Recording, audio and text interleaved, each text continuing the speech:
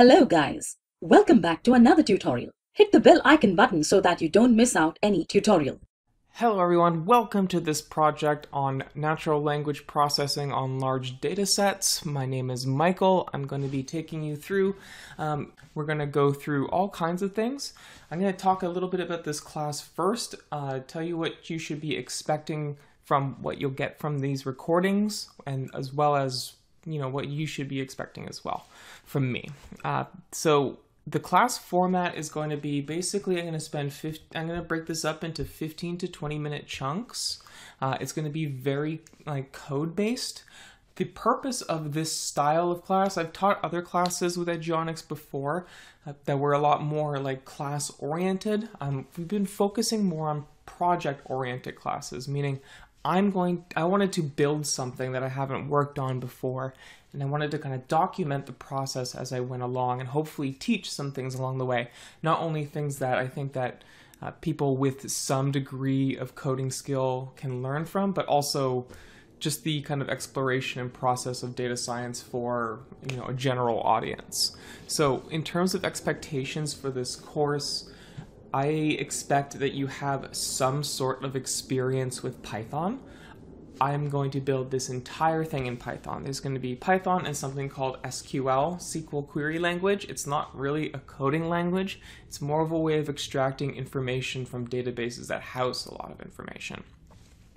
So you don't have to, and the last thing is you don't have to have any knowledge of natural language processing. We're not going to be teaching too much about that, where we're going to just do a couple of the real simple preliminary stuff where we're going to tokenize, we're going to take some chat log information, process it down, do some analytics on it, and build a word cloud or some sort of language processing based statistics around it. We'll tell you what that project and what data I used for that in a second, but that's basically what we're going to be working around in terms of these courses. The projects are built, as I said, into 3. So this first one is going to be about getting data from a source, like a Kaggle set. Let's say you have a set of CSVs that have lots of information in them and you want to do your NLP analysis on them. Let's say it's millions of different chat logs. We're going to take those CSVs and ingest them into a SQL database, a relational database, automatically. We're also going to then do some processing with that data. So the first project is going to be taking that information from a resource and storing it in SQL. The reason for that is we have to build a lot of other pieces of code on top of that. So there's going to be an introduction into Kaggle, which is a database data science competition website. We're also going to be learning why it's important to work with maybe a relational database as opposed to a bunch of CSVs for speed purposes. And we're going to build a GitHub repository to house our code. So you can use Bitbucket, you can use a bunch of other things. I'm going to be using GitHub. Basically, the first project is just SQL and no natural language processing because we need to build our repository and some of the code structure around that. So we're going to be building a skeleton and fleshing it out into a full project with a lot of meat and potatoes in it.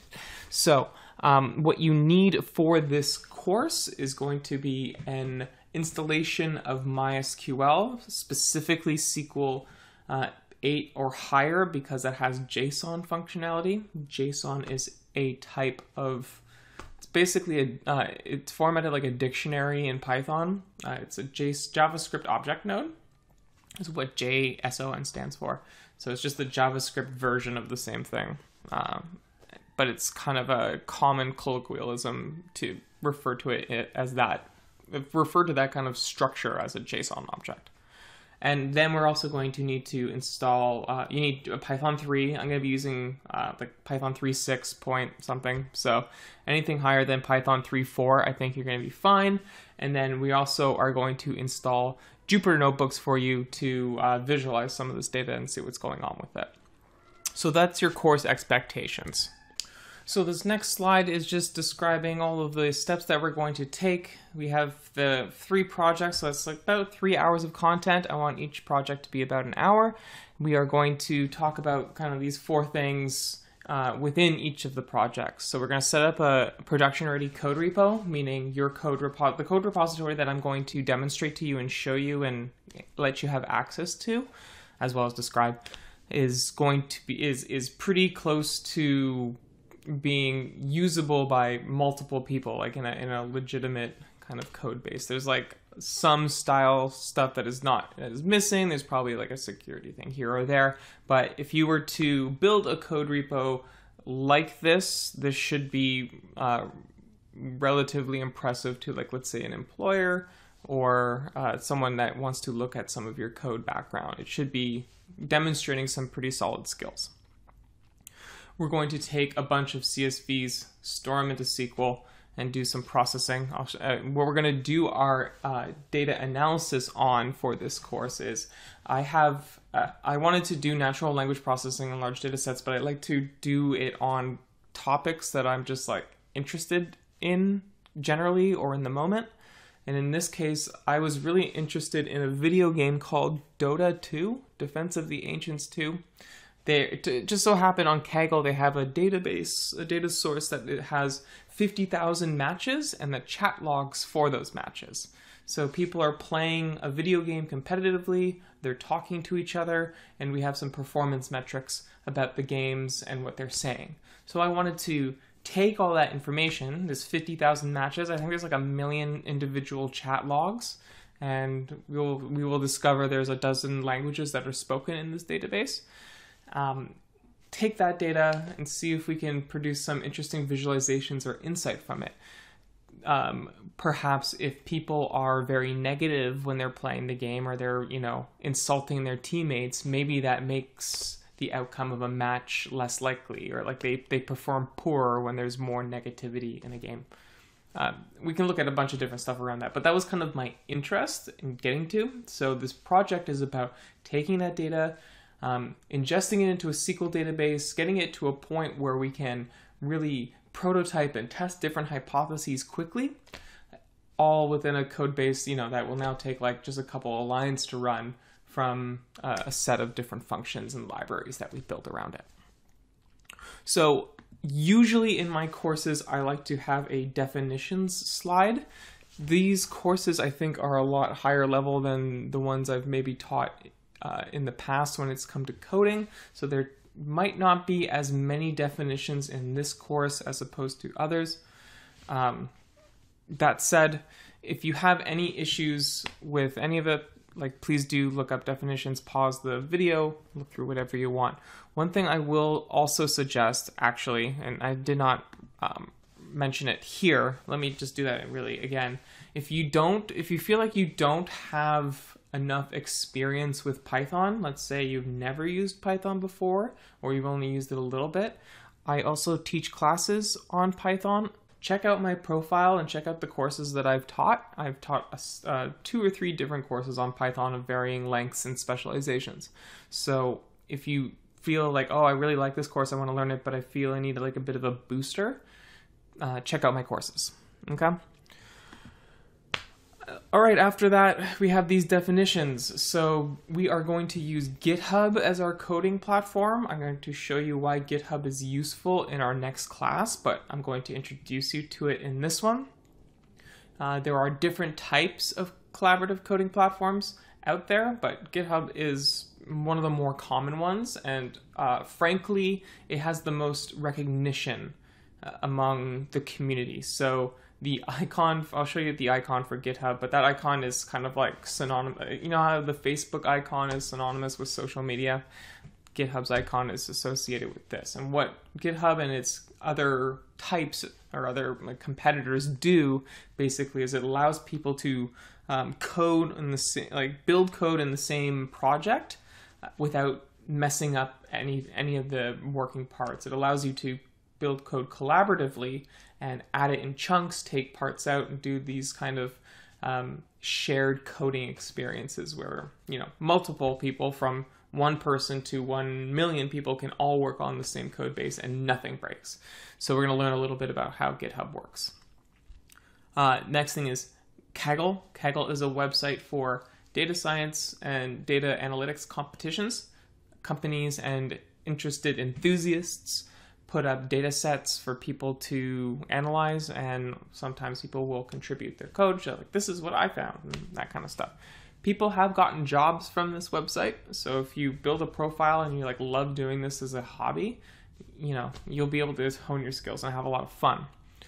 Companies also offer bounties. So sometimes there will be competitions where a company will be like, take this data, if you have the top performance, you get $1,000 or something like that.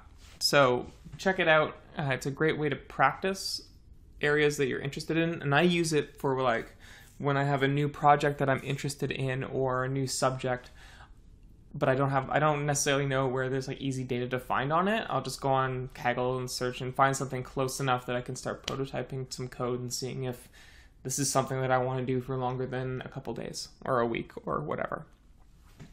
Lastly, we are going to be using a database in this course, and we're going to use something called MySQL. SQL stands for Structured Query Language. It is kind of a family of databases that use like a shared syntax, but they are all something called relational databases, meaning they kind of have references to, they're formatted in a very specific way that I'll go into. This is in tandem to something called a graph database that has an entirely different structure when it comes to organizing, accessing, and holding data. So those are our definitions, guys. With that, we're going to move into a browser. We're going to talk a little bit about all of these different platforms, make sure that we understand them, as well as get them up and running and ready to go for our project. So let's move into a browser and see what all of these different things are doing. So usually at the end of these, I have a syntax section where we talk about, some code base and some aspects of what we're trying to accomplish for that class. It's kind of more the real, try to get as like the detail that I really wanted to reach in that section is done there. So that sometimes that's spending a lot of time dealing with code and like kind of looking at what each line does and what some languages or like some function is doing. Sometimes it means, maybe a statistics lesson or something like that. So it's kind of like the real focus of the section is within that syntax slide. After the syntax, though, we move into a recap, which just highlights everything we talked about. So it's like one more time where I repeat everything that we were trying to accomplish and the things that we did. In this class, this is now where our recap is. So so what do we do for our intro here? We talked about the course project. We talked about what we want to do, what we're trying to accomplish, what you should expect from the class, what I'm expecting from you, what you're expecting from me, and then just a handful of definitions. So in the next section, we're going to look at, GitHub, Kaggle, and SQL specifically and talk a little bit about them and get them all up and running and set up. So with that, guys, thank you very much. Hello, everyone. What's going on?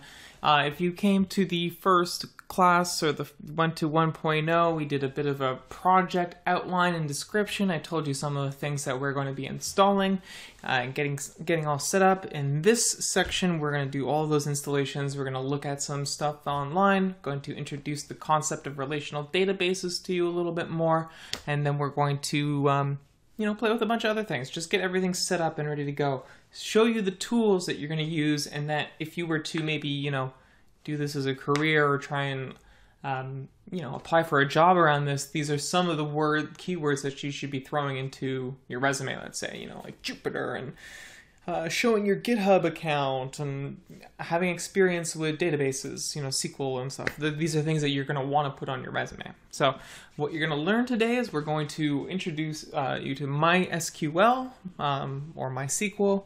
Depends on, I don't think there's like any industry standard colloquialism for this. I think most people that want to sound professional say SQL. It's a really not important thing. I'm just trying to talk from experience with talking to other technical people. Sometimes there's that intimidation of like pronouncing things properly. So MySQL is what we're going to use. I'm going to talk to you a little bit about relational database management systems. So the type of database organization structure that SQL usually works with, MySQL specifically though. and it's kind of like the most simple one to learn and understand. We're then going to show you a little bit of GitHub. I'm going to show you my account, show you the GitHub repo that we're going to be that I'm going to be building that you can access. It's going to be public, so you're going to see this code. It might look different by the time you get to this class a little bit because like maybe it's been updated a bunch of times, but you're going to see the repo and kind of like where we've come and where these projects are going and stuff like that. We're going to install something called Anaconda. I didn't mention this in the last class. It just wasn't important enough. We're going to describe what Anaconda is. It's basically a package manager and virtual environment creator. So if you have, let's say you have like 2 versions of Python and you need both. You need Python 2 for some server architecture or something and Python 3 for another. Because of a bunch of reasons. Because there's some packages in Python 2 that don't exist in 3, or this is like a derelict system that's old and hasn't been updated, all that kind of stuff. So Anaconda will help keep all of your libraries managed properly and not have things screw up. It's really a really nice thing. But the point of Anaconda for us is to get these Jupyter notebooks installed. So really, it's more like Anaconda / Jupyter notebooks. So you can install Jupyter without Anaconda. I just use both. So I kind of recommend if you guys haven't, this is like your first rodeo for this kind of stuff, just download it, play with it, see if you like it for yourself. And then lastly, we're going to show you Kaggle. We're going to explore databases, at least the database that we're going to use a little bit. I don't want to browse the website for you too long. You can look at the different data sets when you're there. But we'll get you registered and all that stuff. Okay, so with that, guys, there's no definition section for this one because we haven't really gotten into it yet. But usually there'll be a definition section. But let's move into just getting this stuff installed and ready to go. Okay, so we'll move into a browser now. All right, guys, so first off, what I wanted to do is just do a very, very basic description of what a relational database is for those of you who have not been exposed to databases yet. This will only take a few minutes, and I'm trying to keep it really quick and easy just by showing you an image on Google search of relational database. You can think of a database of like a relational database, which is the kind of simplest form of database architecture, as an Excel sheet with multiple tabs, okay? We don't use Excel in data science because, well, if you've ever had a really large Excel sheet, how far can you go before your computer starts to really slow down and have issues with it? It's like 100,000 rows or something like that, and then you only have like, let's say like 100, 200 columns that you could possibly have as well for each of those sheets.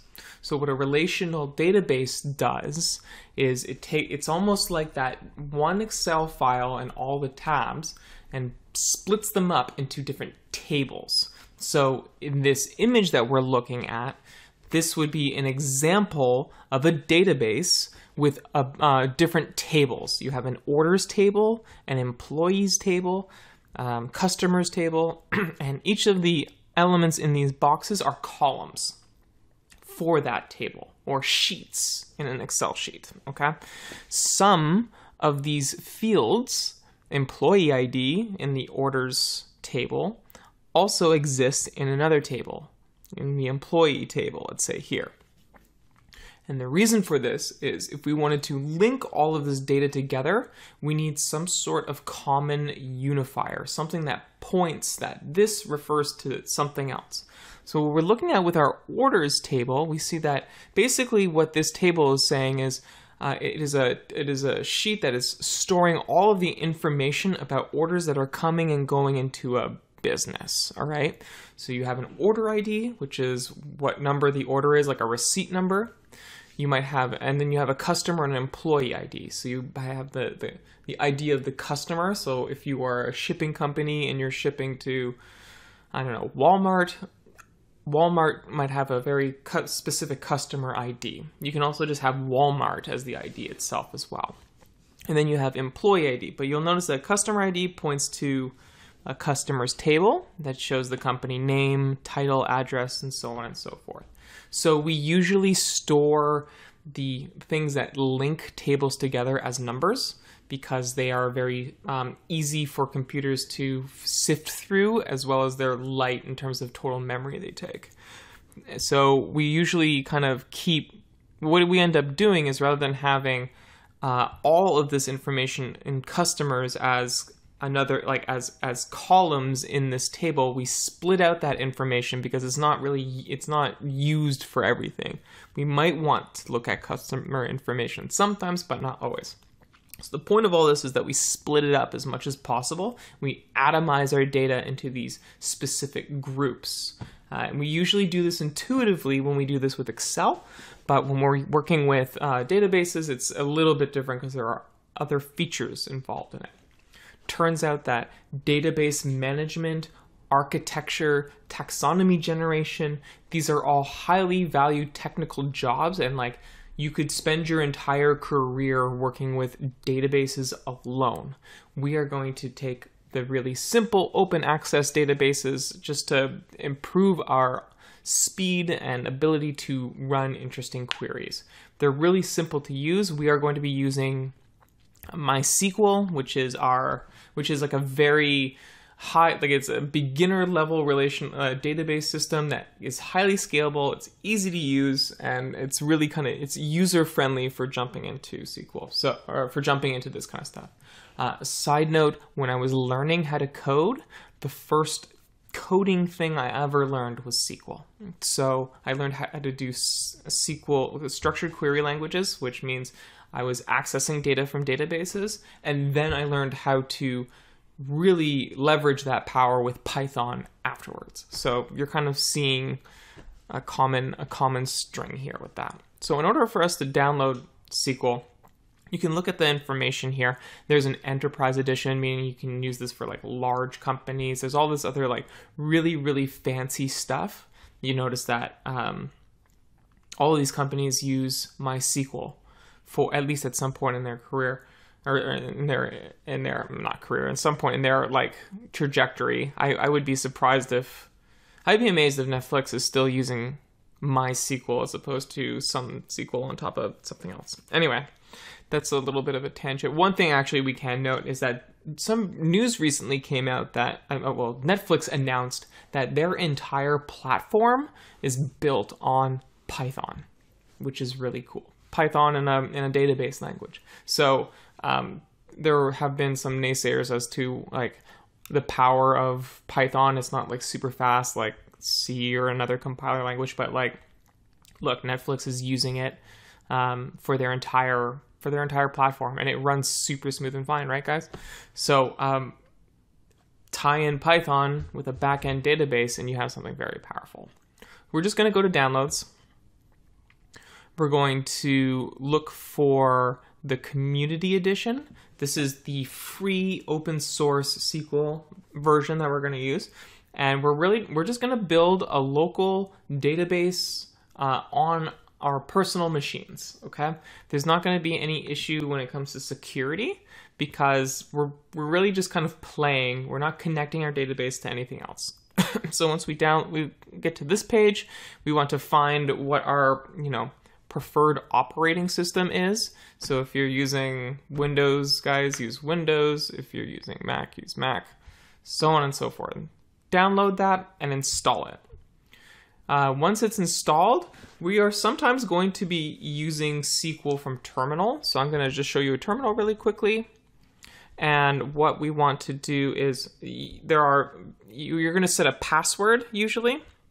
And if you are the administrator on your account, you can set whatever administrator name you want. I just kind of set it to root, which is kind of like a bad boy thing to do, but because it's only local, I don't think we really have to worry about it too much.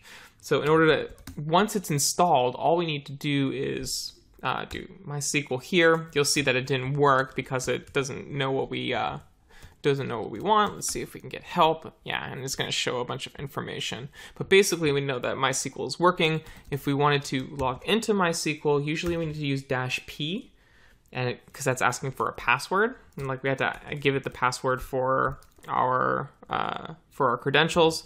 I'll put in my password. It says it was denied. That's because I also need to use sudo user, and that's just specific to me for this stuff.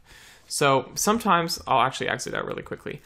You also might need to put in user, which, you know, or wait, yeah, we also can, let's also pull up the help information here. Is that right? What was it, help before? And see what, let's see what we got here. So if we wanted to get a specific user, we do -u. If it's not your current user, like if you're not on the if you're trying to log in with it, like if let's say you have multiple accounts that are using the same computer, you'd want to put in a U for host or for the user itself. We don't have to worry too much more about this for now, guys.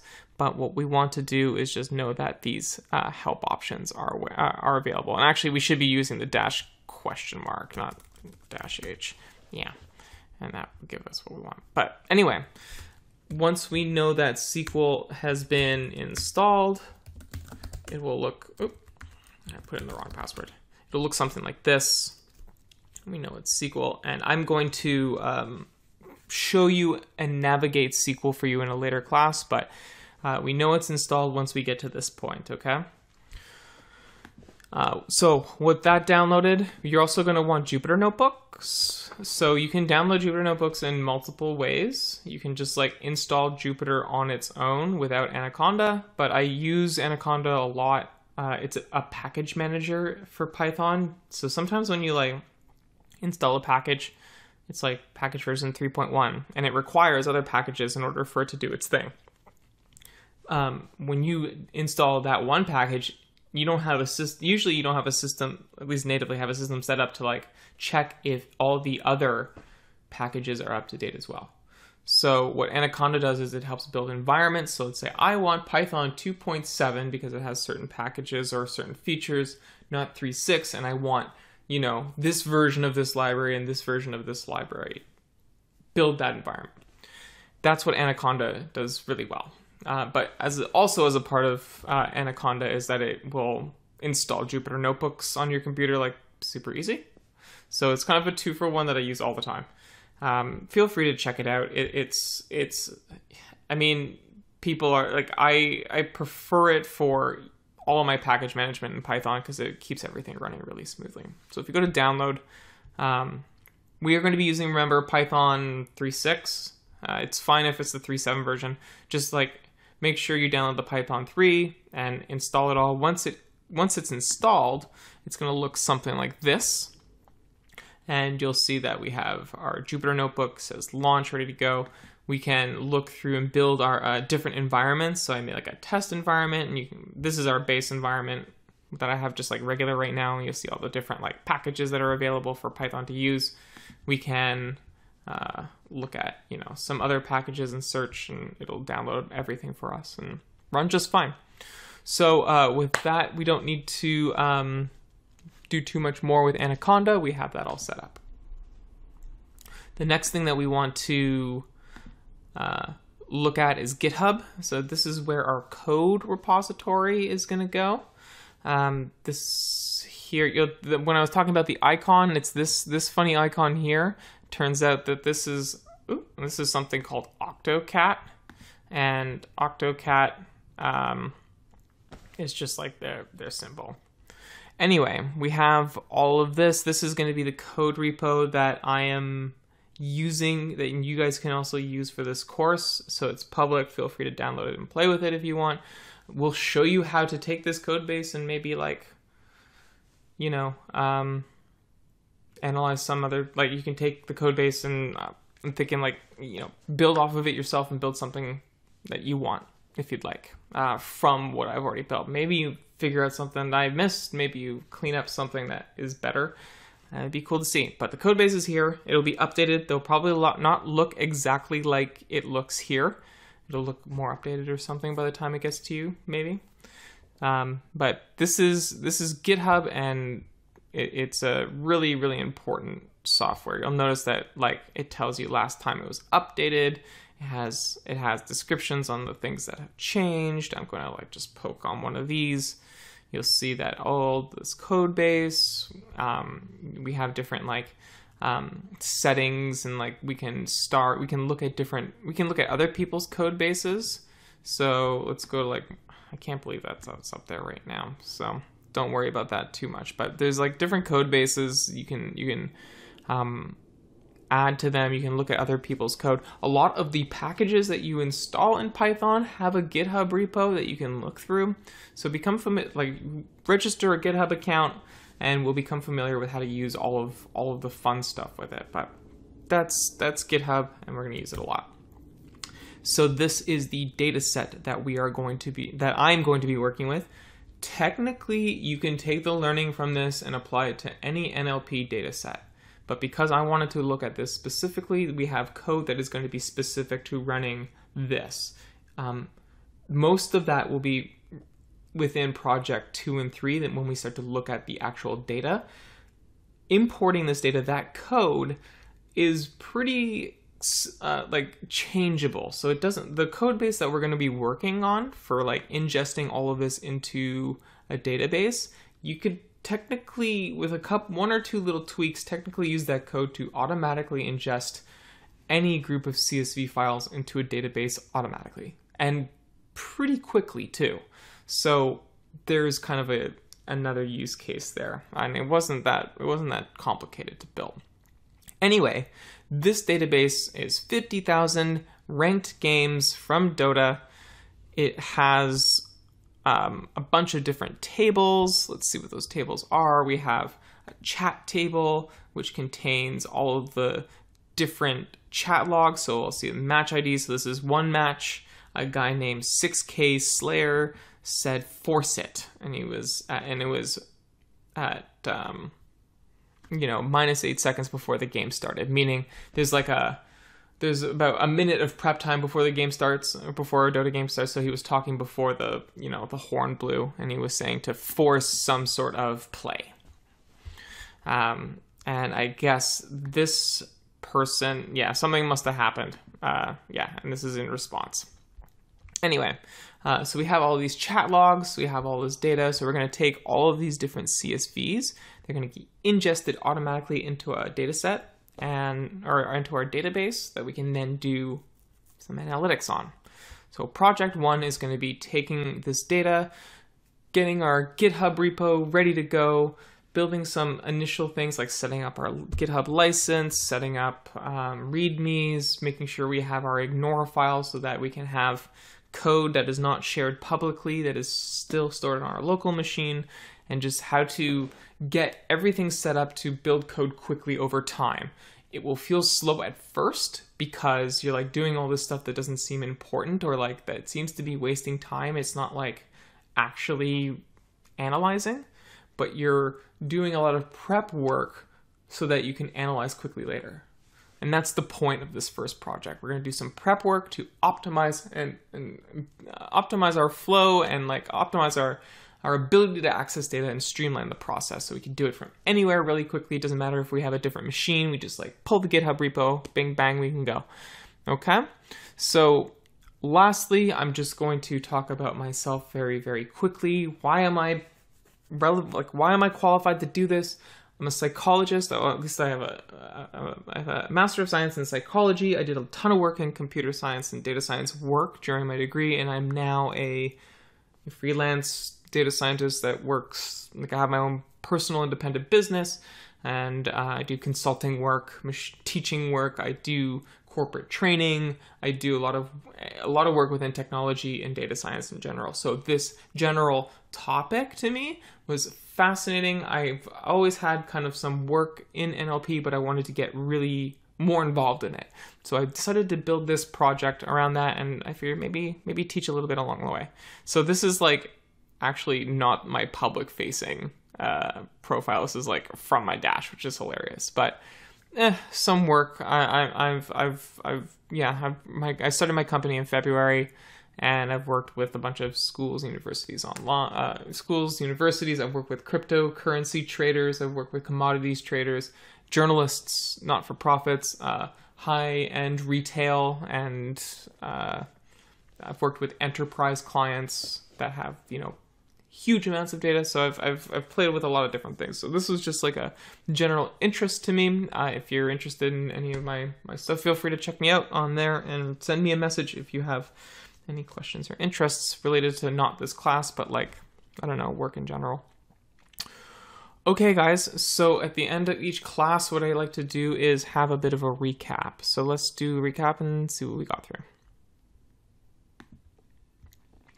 So in this class, we just did an intro to the project, what we're going to do. We talked about the platforms that we need in order to make this work. I talked about project objectives, why we're using the things that we're going to use, and what to expect going forward. So with that, guys, thank you very much, and I'll see you in our first real class next one.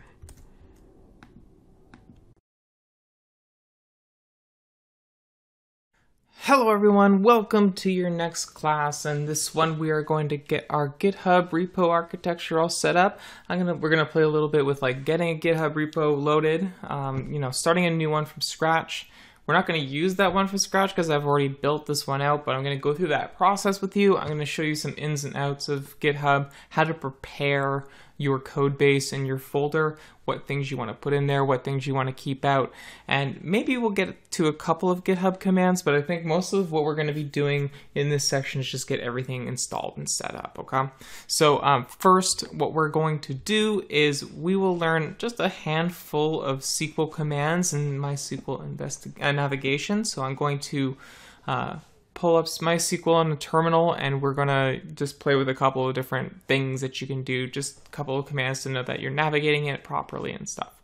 We're going to set up a couple of key component files in our code repo. This includes our ignore file. This is a file that tells GitHub not to play or update or to basically just ignore it. We're also going to set up a config file, which is going to store all of our passwords and critical information. The reason we don't want any of our passwords to show up on our GitHub repo.ly, because maybe one of those passwords is to our Amazon account or something. We don't want someone taking any of our important information and, using it. So what we're going to do is we're going to make a separate file to store all of our passwords, and then make sure that that file is ignored in our GitHub in our GitHub folder, so that when we update and add stuff, we don't ever show what our passwords are, but we have them stored somewhere where we can change and manipulate them.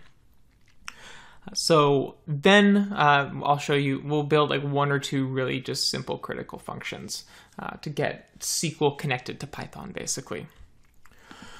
So when it comes to definitions, there's not really definitions here, but we need to make sure that we have a plugin for MySQL to talk to and connect to Python.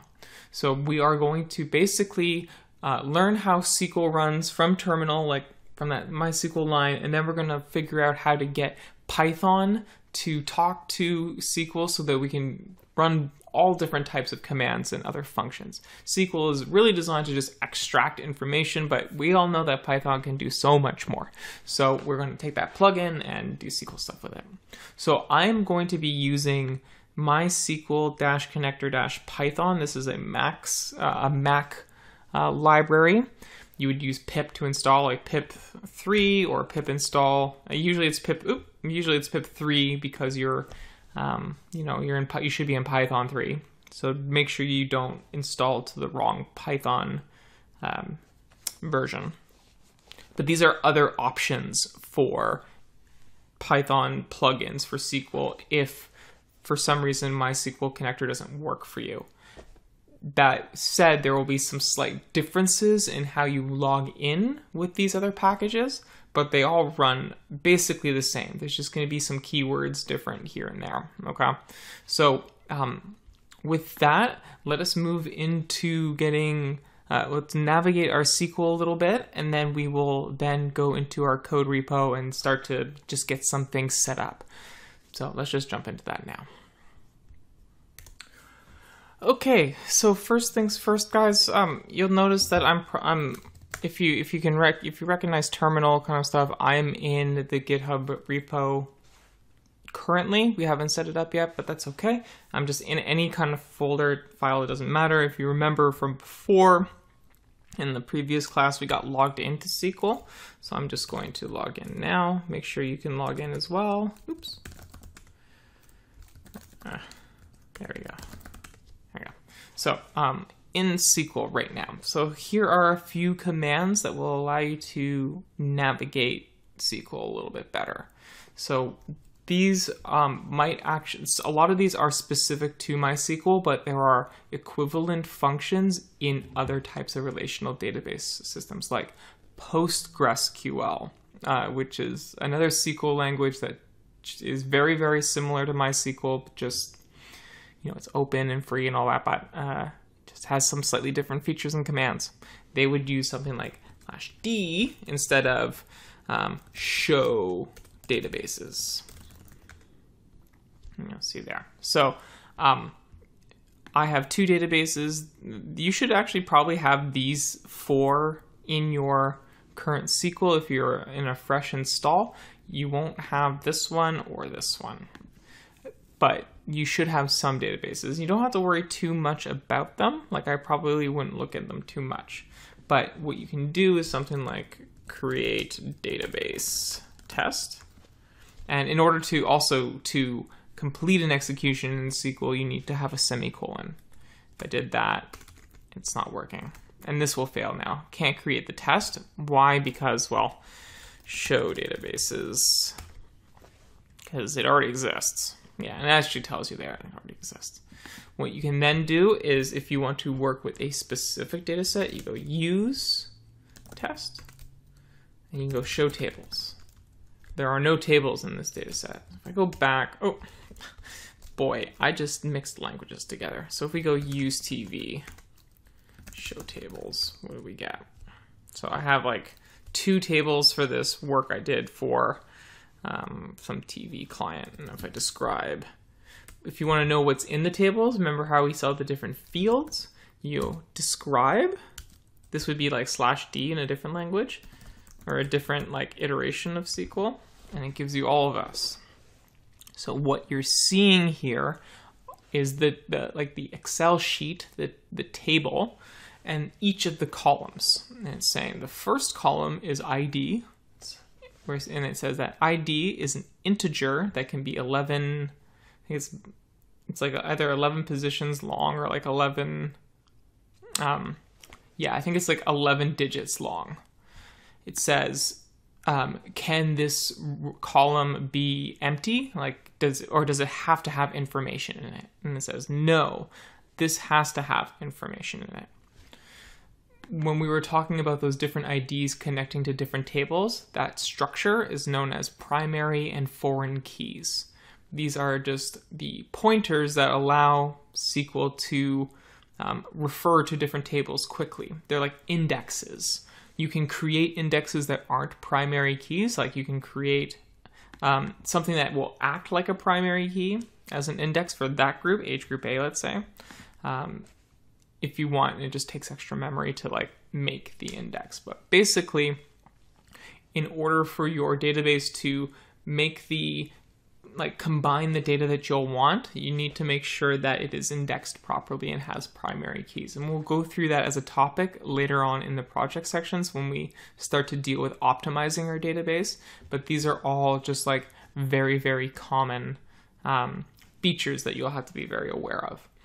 You'll also notice it says default. So like if there isn't any value, you can just have it say default to 0. In this case, there's no default option. This thing called mul means foreign key, and we don't have to worry about that too much right now. You'll notice also that we have not only integer, but we have varchar. This is saying there are many different column types that we'll go over later, but you can store all kinds of data. You can store true, false, you can store numbers, you can store blocks of text, you can store just like a couple of different characters, and you can have it broken down into many different ways.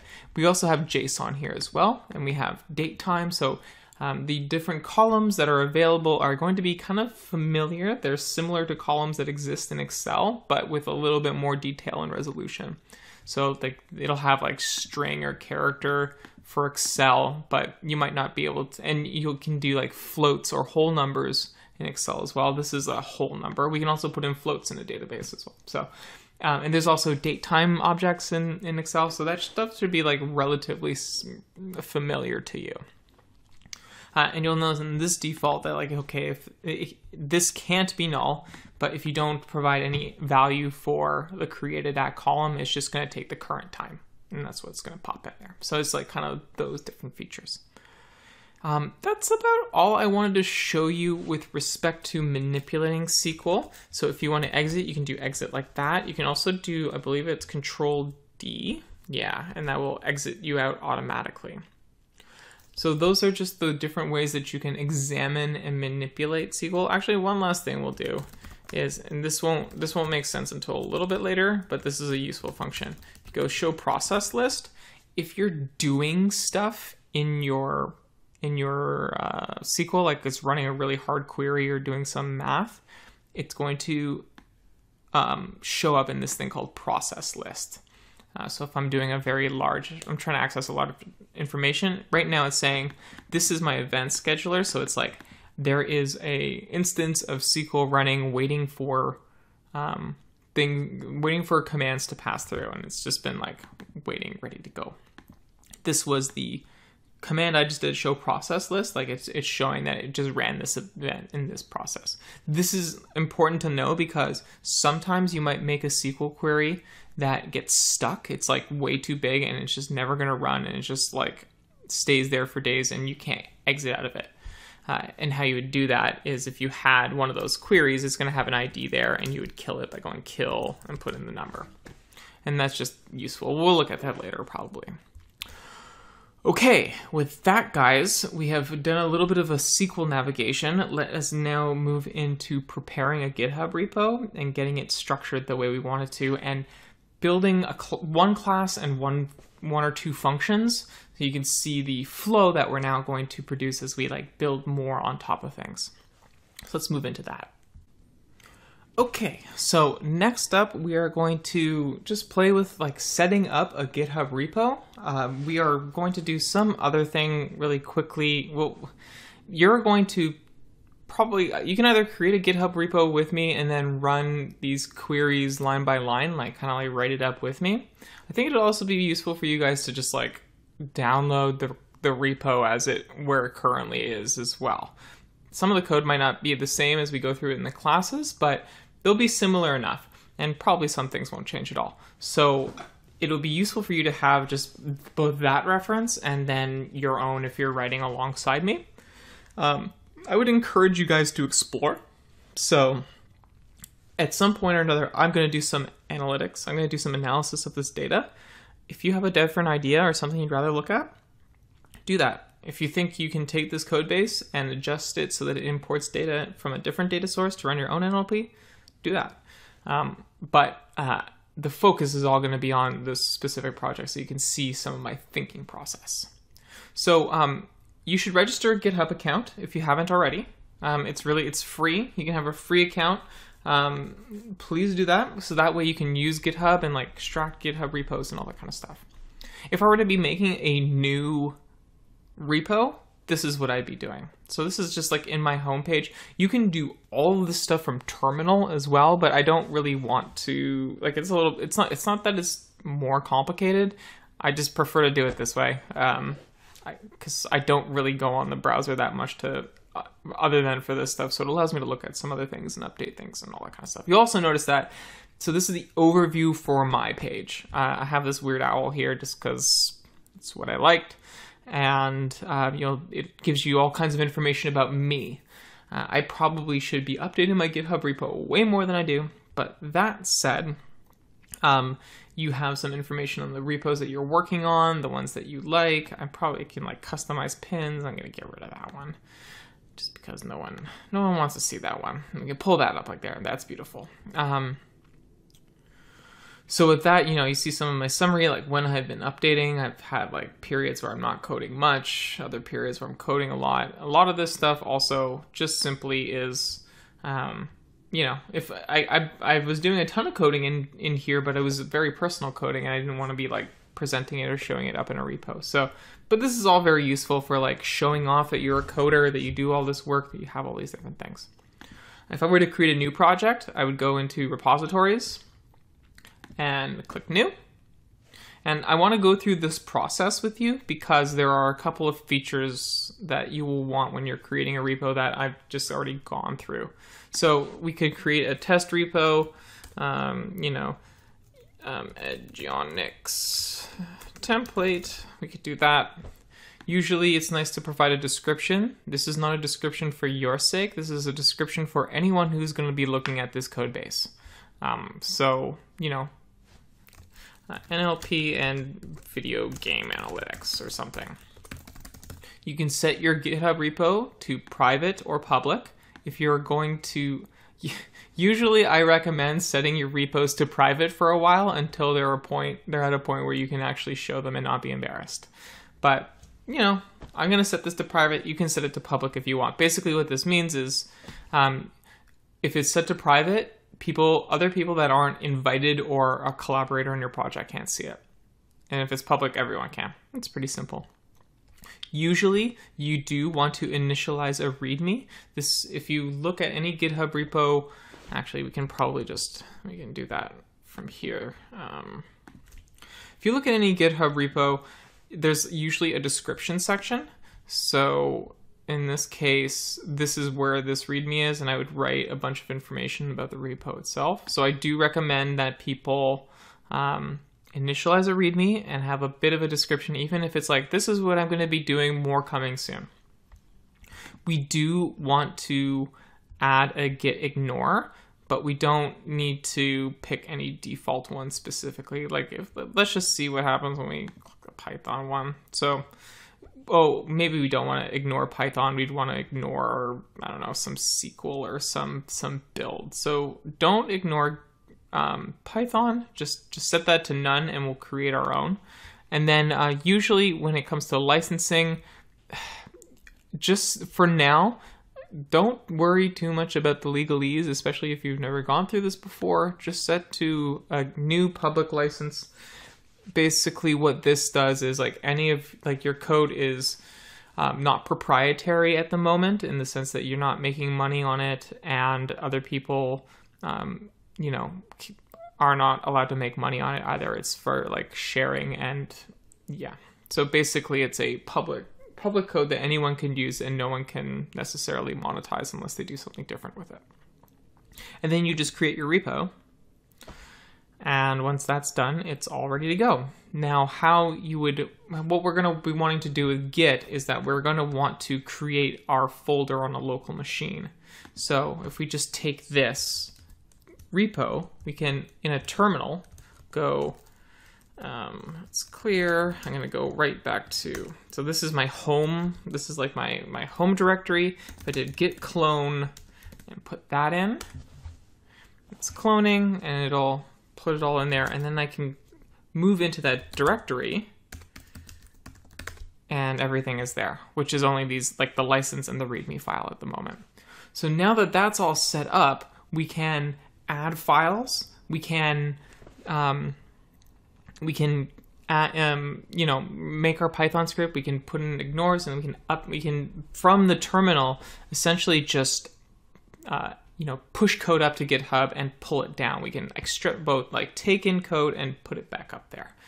So what we'll do in the next section next part of this section is we're going to create our config file. We're going to put in our git ignore, and I'm gonna all do this from a code editor called Atom. You can also probably do it in Jupyter Notebook if you want as well, but I just want to show you the basic text editor stuff. So let's move into how to prepare our GitHub repo a little bit more. See you there. Okay guys, so first things first, we're going to play with this code base, or this set of code really quickly, but we're going to set up a couple of features for our GitHub repo. Now, if you downloaded or cloned the current GitHub repo that I'm using, it's going to be something that's going to look like Dota_NLP. You'll notice that I have things in here that don't exist in the GitHub repo. For instance, like this config file. Okay, I'm not going to show you what my config file says just yet, but we're going to play with all this and get it all running. You'll also notice we have this .gitignore thing. So the first thing you want to do if you were building your own GitHub repo is to build an ignore file. And what this is going to do is you have to actually it's important to name .gitignore. And if you put all of the files that you don't want to be shared and like passed between you and the repository, you state them here. And we're going to put a couple of different files and folders in here.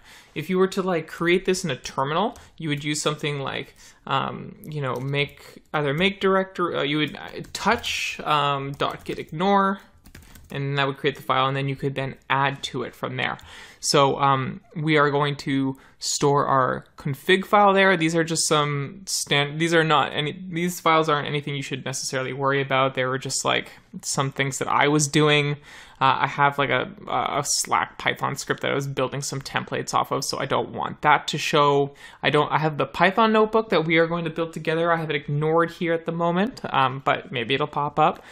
I have some old functions that I wanted to keep the code for because maybe I'd use them for something, but they are irrelevant to what we're doing now because I either made the function run way faster using a different method or, it's just something didn't work.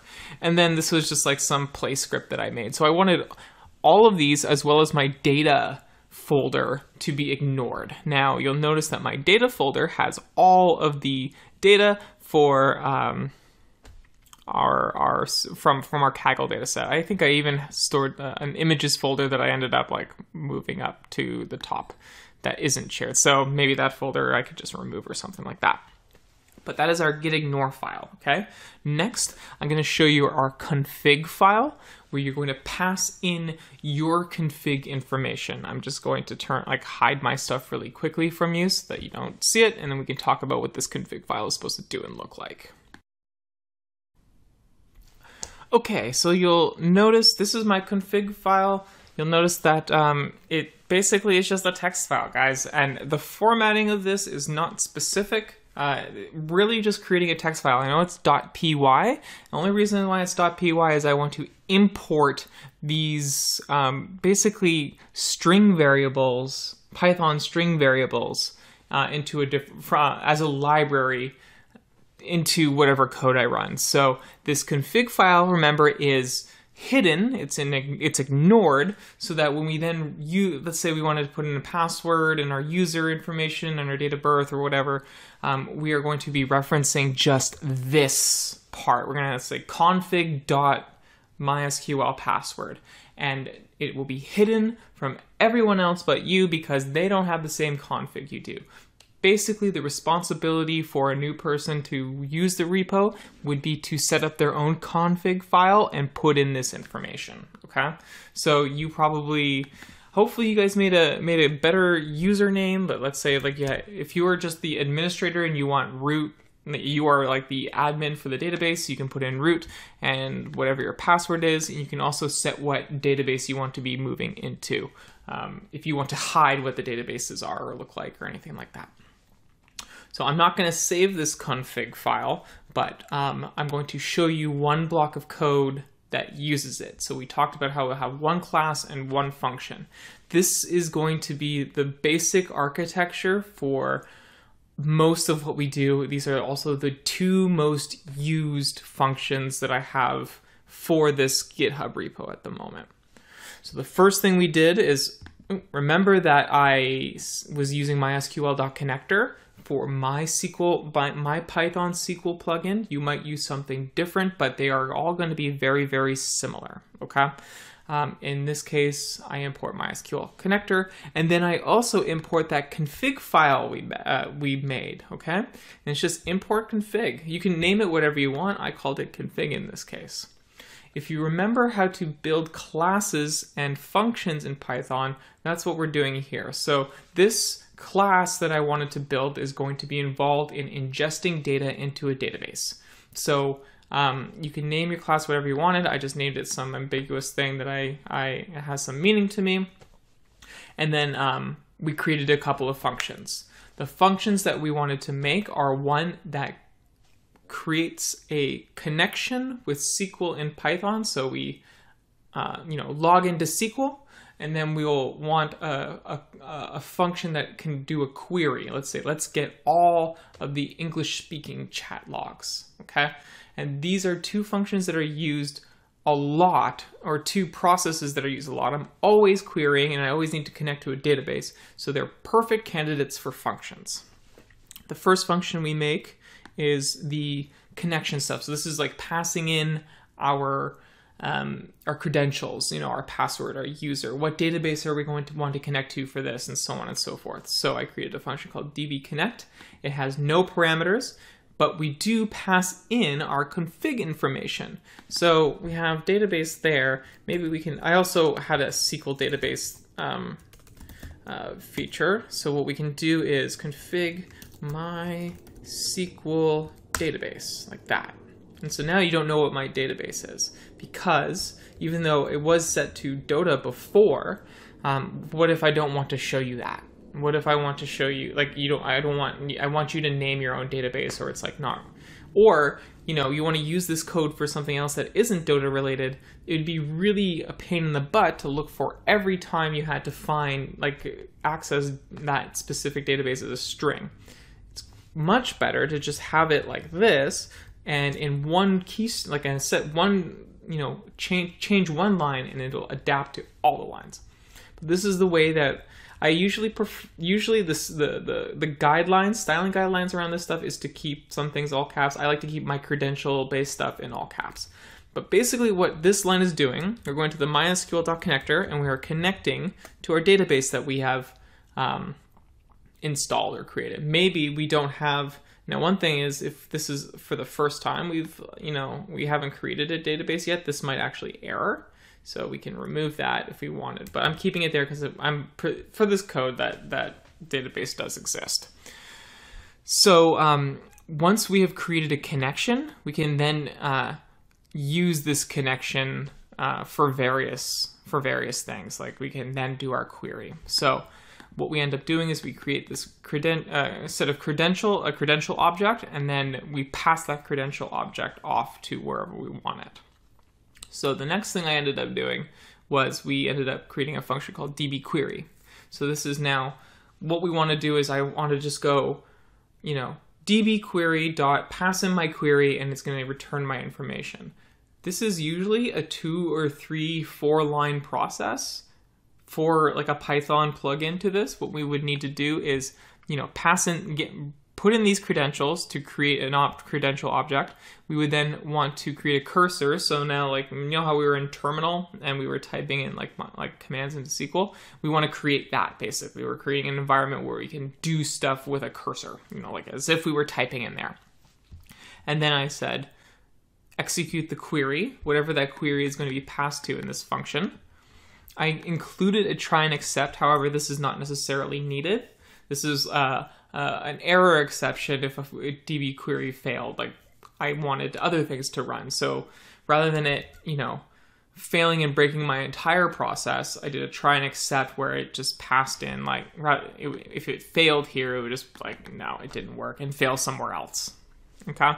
Last thing I did was close that cursor as if I was logging out, and I returned all the data that came from that query into an object that I can then pass into something else. Okay, so I want to extract the data for all English speakers and like all the chat logs for all English speakers. So I run that query. We'll see what a SQL query like that looks like in a second, or like in the next section. We execute the query. We pass it all into an object, our object-oriented Python language. We close our connection off so that we don't have to we don't keep anything running, and then we pass that data off to wherever it's going. So I run my query. I want the output of that passed into an object, into data, or a data frame or something. And that's what that does there. So when we later move into other code where it's like, I want to select this data to parse it out and then run a table change. We'll need both of these things. We're going to need to connect to a SQL every time, and this is to run a query. We might want to create an execution script, because this is just extracting data. What if we want to change information in our database? That will require a couple of different other lines of code that aren't relevant to queries specifically. So we could then take we could then maybe like create a def db execute, which I have already made, function.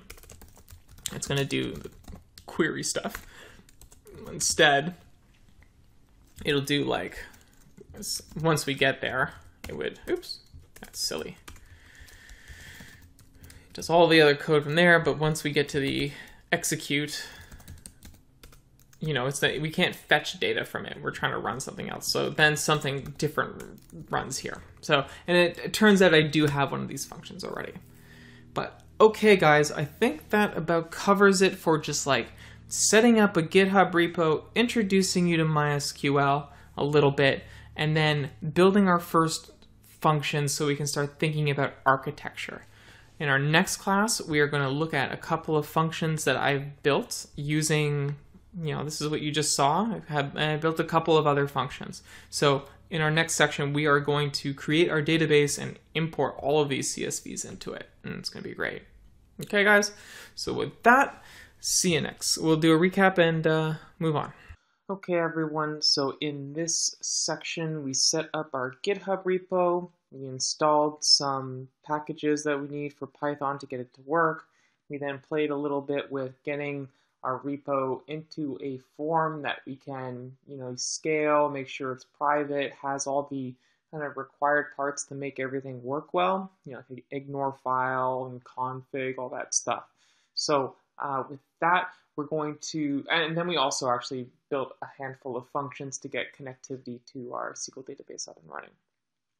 So with that, let us talk about the next section. In 1.3, we're going to build a couple of more functions that are going to ingest our database or our CSV files into our database. So looking forward to see you there. Thank you very much, guys, and see you next time.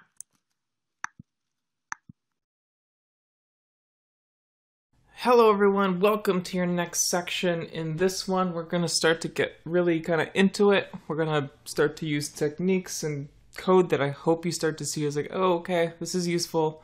And, you know, start to see how start to see it all come together, basically. So we're going to, this is a nice end project, or like kind of end part for this project, because this is a really nice scalable code base for you guys if you decide not to use this database. If I were to assign projects or problems for this course or these set of courses, I would probably get you guys to take one of the libraries that we're going to make and tweak it and make it work somewhere else. So this is a really tweakable set of code that we're going to be working with. And what we're going to do is that we're going to build a set of functions that's going to create tables in MySQL. We have not gone over what the syntax for creating a table is in SQL, but we will in this class. And you'll start to see why this is a little bit nice, actually, because it does a bunch of, like, why this is valuable, basically, is what I want to say. And it's like a simple, you run a couple of lines of code, and it's going to go into a folder with all of your data and create a SQL database from a set of CSVs. That's super neat. So, and we're going to learn a little bit more about SQL today as well. We're going to talk about both how creating tables is made and then some more about those columns we talked about before. So this is going to be our definition section for this, or definition slide, I guess, for this section. We have 4 basic column types, and I've grouped them together to basically describe numbers, times, characters like text, and this nebulous fourth JSON. And the only reason this fourth one is here is because we're going to work with JSON in MySQL. This is a more advanced thing to do because it's going to require, it's a little bit more finicky, but storing JSON data is really, really useful for building applications and, you know, just passing data around because it's such a ubiquitous format. So previously, MySQL did not have JSON compatibility or functionality until SQL 8. So this is still relatively new for MySQL 8, I should say. There's no like SQL version. I say those terms synonymously right now, but MySQL has only recently been including JSON functionality. So it's really cool. Okay, so now that we know that, we are just going to go into the syntax. I'm going to show you how we build this code. This is going to be 2, maybe 3 functions wrapped around a try and except. Okay, and we're going to go with each of those functions, and I'll have comments along the way about what's going on with them. Okay, and we can maybe even run a few lines one by one. So with that, let's move into the code base. Okay, so right now I'm in a code editor, guys. This one's called Atom. You don't have to use this. You can just use Jupyter notebooks if you'd like. I kind of prefer, because you would have, with Jupyter notebooks, it's not like a .py file. It's not really easy to create libraries in Jupyter notebooks. We can do it. I didn't really want to go through the effort of that. So I just went to use a regular code text editor for this work.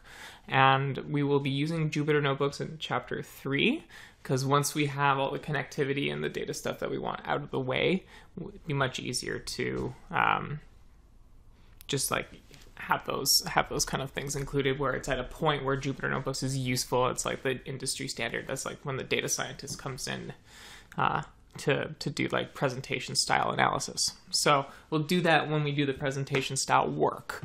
For now, we're going to use this this code base, and we're going to run basically 2 or 3 sets of commands. This is what's going to be run, and everything above it is the functions for this library. And we're going to run this on its own. You'll notice that we have these 2 functions from our last section, our connection and our query functions.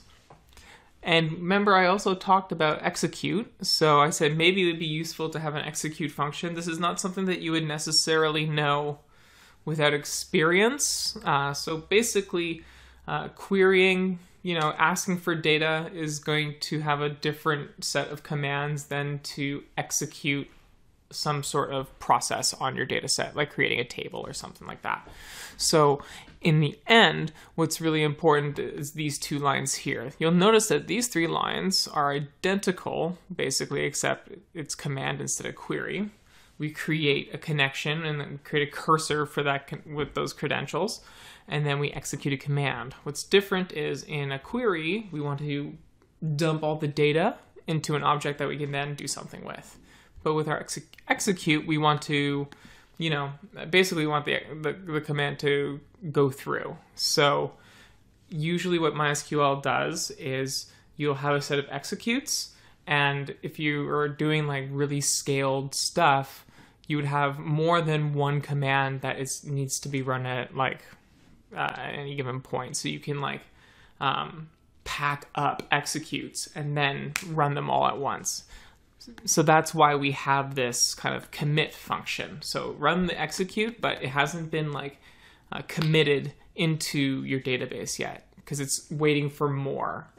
So if you then tell it, okay, push through the executes, that's what this is doing here. And then this last line is identical as well. So that is the logic of what's going on between query and execute there. Basically one line, but from a process and understanding what's going on in terms of your code perspective, the difference is very large.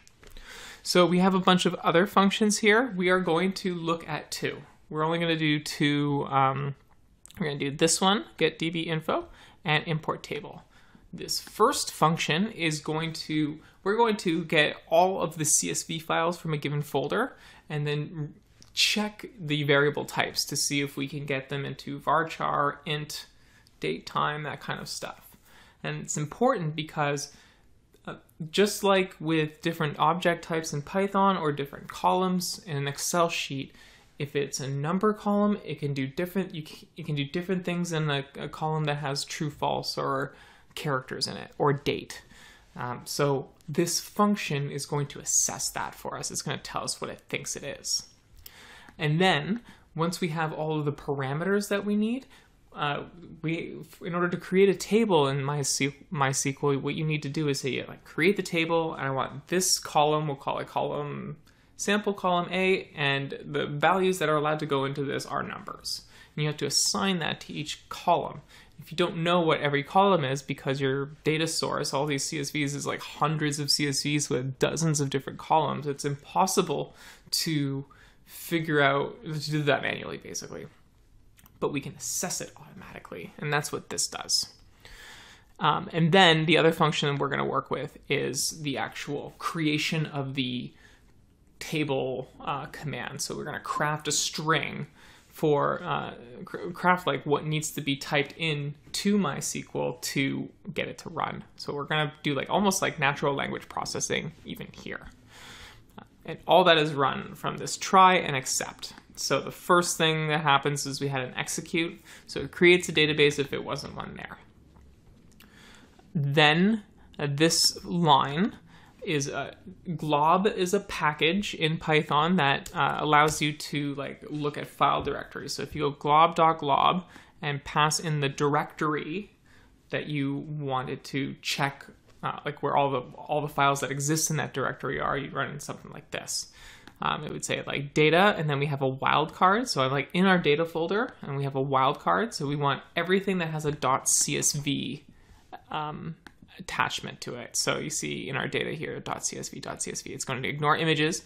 Anything that has anything with .csv to the right of it, it's going to add to a list. And it's just the file extension name, basically. And we can even run this once or twice. In fact, let's see if this will run. Oops. Here we go. Did a weird update, but let's see if we can just run this one. Oh, that's what's going on. Oh yeah, there we go. Oh, we haven't imported glob. So I'm kind of actually running a little terminal in this text editor to test everything for me. So I just didn't have glob there. So now, okay, database list. What does that look like? It's a list of strings with all the file names there. Okay, so that's what's going on in those two lines. I get a list of all the files that I wanted to check. Get rid of that there, and then we run the import table script. What you'll notice is in import table, the first line is get info. Here, we also assigned our class to Dota so that we can then run this stuff. So the first line is the first function. So we'll go through that one step at a time. But basically, we have our import, and it's going through each of the files. Ability IDs.csv, chats.csv, and then it's running. First, it's just running this, our first function for each of them. And so what's going on there is we create a list called header type. We do some manipulation of the file, the path extension. So this would, let's look at that database list one more time, actually. Yeah. So all these strings are this here. So what we're going to want is, I wanted to create a table name that's just the name of the file. So I basically just, that string you'll see is extracting just test_player, because there is a common pattern that it's all data / the name .csv. So I'm cutting out the .csv part, I'm cutting out the data part, and that gives us our table name. I replaced, and I did it in two, there are many ways to do this. I did it in this way just because it made sense at the time. I'd probably do it differently, or there's a smarter way, I'm sure, but I replaced the data / with, I deleted that part. I guess this is showing two different skills. A replacement for a string, and then where the .csv was, I split it, so like it now is a list that has .csv as one element, and the remaining object the remaining table name basically as the other object, and I take the first one, and that's just the table name. So it's like maybe not the best way to extract table name, but regardless, it works and it's not horrible. Next thing we did is we opened the file. So we have the path, which was data CSV, all that. and we read in the file, and we get all of the headers. So these are the columns for our data set, our database. So now, when we create our table, we say we can create the table, we have a table name, and we have all the names for the columns that we want. But part of creating a table called a schema, basically, you're going to create a schema in MySQL, is that you also have to tell it what the column type is supposed to be. So the next set of code is an attempt at figuring that out. Okay? So the next thing is we create, basically this is just our CSV object is now a list so that we can iterate across it. It's not just a CSV object. We converted it to a list so that each element of the list is a row in the column. We're just taking the header information and looking at each of those one at a time. So we go through our reader, which is this is for the first row of our CSV file. That's our header, right? And we go through each of them, and we use this package called ast.literaleval. So it's going to look at the first row of data and try and evaluate what that value should be, what that data is. Okay, so if it sees a number, it's going to say, oh, this is probably an integer. If it sees a float, it's going to say, oh, this is probably a float being like a decimal number. It's going to say float. If it says true, and it's going to assume it's a Boolean. So what this ast.literaleval is doing is it's trying to figure out what the column type is. And so then what we do is I created that header type list. So this is going to be a list for all of the column names. What is the data type for it? And so the numbers and so on and so forth. And then in the end, all it does is it passes back a list with all of that information about that table. And so when we look at the return here, we have table name, header type. I called it variables here. So what we can then do, once we have extracted this info from table, is we're going to create a schema now, our schema list. And I wanted this part should definitely probably be removed. Yeah, this line doesn't actually do anything at the moment, but a good practice in creating tables is that you usually want to assign a primary key. However, I don't have a clear solution for this at the moment, because a unique property of primary keys is they have to be unique, meaning you can't have a replication. You can't have a primary ID of one more than once. They have to be unique.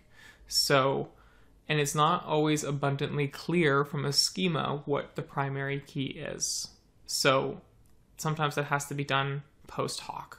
I haven't figured out a perfect solution for that yet, but this is a decent solution for now, and it's also something that's addressed in the next section. So what we end up doing is creating a schema. Now you'll see we have a bunch of basically we're going to iterate through that schema list where each of the headers and header types and assign the appropriate, so this evaluated what the header should be. Is it an integer? Is it a float? Whatever. But SQL has a very specific way of assigning what those column types should be. So basically, we go through each of them and say if it evaluated the type as a string, we're going to call it varchar 255, meaning that it's going to be a row type that can handle any number or letter or special character, but 255 length max. Okay, almost like a Twitter character limit, I guess, maximum. We then say if it was a Boolean, we create a special character type called enumerated, and it only has two values that it can accept, true and false. All other things we just assign as a float. Maybe it's best for it to be an integer, but I was slightly lazy, I guess, but also didn't. You never know. So I felt it was just safer to go with a float and let it be that way. So all we're doing is we're adding we're saying what the name of the header is, and then what, if it was a specific type, what we should assign that column type to be. And then we add a comma and a new character. So it's just going to be column type, comma, enter. We can print this out actually. Why don't we try it with, well, actually we can do this with like a single table. So I do that. It's probably going to error here, and that's okay. Did I import table? Yeah, that's probably fine. Let's just see if value ends up being a thing. Yeah, no. Okay, it didn't end up working, but basically that's what's going on, and I can spend a little. We can look at that if we have time after to kind of show you the full query. But basically, you create table, you pass in that's the name of the table. It's going to be like the name of this is the database dot, and then the name of the table, and then you pass in all of the schema, which is all the columns and stuff. And then that creates the schema, so that basically it sets the table up to then be able to accept data. So now you have your table name, you have all of the columns ready to go, but there's no data in there yet. It just created the structure for it to go. And then what we do is we just extract what we're going to do is take a CSV file and dump it into a SQL database. And that's what's going on here. So we load data from a local in file, meaning we load data from memory. This is the name of the name of the table. Remember, table was, data / whatever the table name was, into the name of the table, which we've had for a while. We say it's a CSV by saying fields are terminated by this.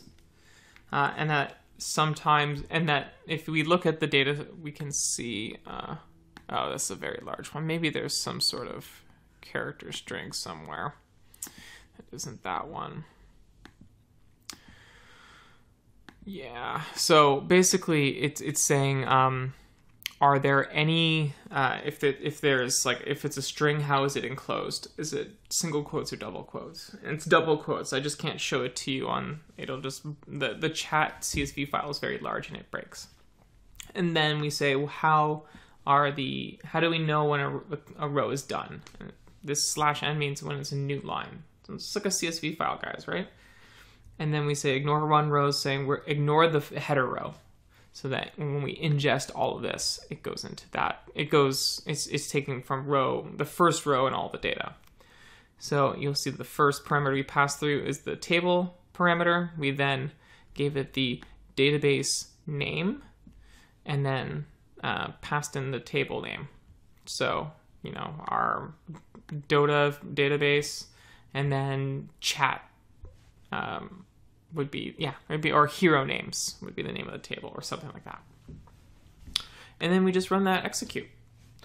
And that's all that's running here. So that runs through each of the tables and runs this import command where the first function extracts what the table name should be, what the column should be, and then it creates that schema, and then you push in the data. So it basically comes down to these two lines. Everything else was find the name of the database, do some string manipulations, get everything set up to a point where it's in the SQL format, a structured query, like how it wants to receive creation of table information, and then runs it. So these features, if you have a different database, let's say you are running like SQLDB or SQLite, which is it's very similar, but there'll be some slight differences in the syntax. You can adjust these lines, you can adjust this line, you can adjust the packages that are being used because maybe it's not MySQL connector that works for SQLite, so on and so forth. And all these little tweaks will look at what you want running to run. consequently, I also am showing you an individual table import example here. So if we were to just like wanted to load in one table, this is all we'd have to run. And maybe it works, maybe it doesn't because of some error, but as in like if we were to run those two lines, if something wasn't right, so we got match schema, this will probably break because something is missing in the syntax for the schema.